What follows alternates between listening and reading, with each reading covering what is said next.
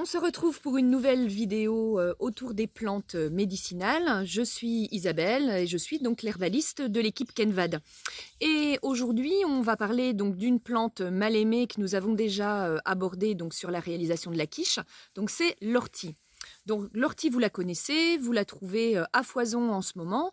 Et ce qu'on avait vu donc dans la vidéo sur la quiche, c'est que l'ortie est reminéralisante, elle est extrêmement intéressante au niveau nutritif. C'est aussi une plante diurétique et elle a plein d'autres pouvoirs. Donc l'ortie, c'est Urtica dioica, donc de la famille des urticacées.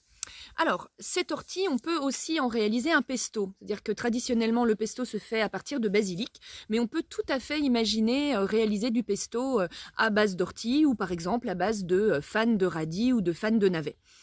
Donc, pour une petite recette facile, donc à partir de 100 g de feuilles d'ortie que vous aurez préalablement lavées, on va utiliser aussi 100 g de pignons de pin ou plus facilement dans votre placard, vous avez sûrement des noisettes ou des amandes. Vous placez votre quantité d'ortie, donc là admettons 100 g, avec 100 g de noisettes ou d'amandes dans le bol d'un blender ou d'un robot ménager.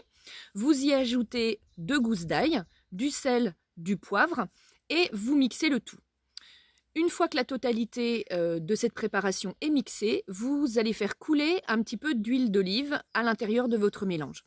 Alors, on va dire que pour 100 g d'ortie, il va falloir à peu près 4 cuillères à soupe d'huile d'olive, mais peut-être que pour vous, il en faudra un petit peu plus. Il faut que vous arriviez à avoir la texture qui vous plaît. Donc, le conseil que je donne, en fait, c'est de continuer à faire tourner le robot une fois que le premier mélange est fait, et on fait couler l'huile d'olive tranquillement, et de temps en temps, on arrête et on regarde si la texture nous va ou pas. Voilà. Donc, 100 g d'ortie, 100 g d'amandes ou de noisettes. Vous pouvez aussi faire tremper préalablement toute une nuit les amandes ou les noisettes, c'est mieux. 100 g d'ortie, 100 g d'amandes ou de noisettes, 2 gousses d'ail, du sel, du poivre et de l'huile d'olive jusqu'à ce qu'on ait la consistance qui nous va.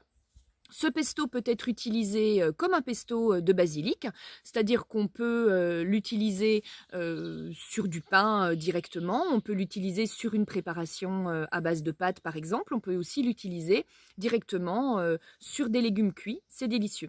Voilà, il va se garder 1 ou 2 jours au réfrigérateur, donc préférez en faire des petites quantités régulièrement, surtout qu'en ce moment, voilà, des orties, il y en a, plutôt que d'en faire trop à l'avance, sinon il va s'oxyder. Voilà, bon appétit et à bientôt, on se retrouve pour une nouvelle vidéo autour des plantes.